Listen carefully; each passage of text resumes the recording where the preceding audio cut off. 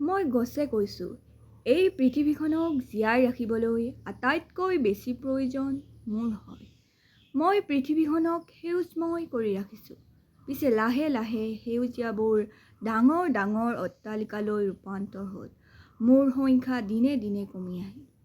মোৰ শৰীৰক যেতিয়া টুকুৰা টুকুৰকৈ কাটে, মই মৰণ কাতৰ হৈ চিঞৰোঁ।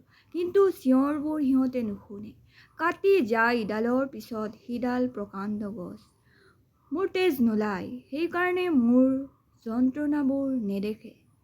কিন্তু মই ৰক্তাক্ত মোৰ বেদনাৰে। ময়েইটো দিওঁ জীয়াই থাকিবলৈ উশাহ, খাদ্য, আশ্ৰয়। মোৰ বুকুৱেদিয়েই কৰে উন্নয়ন।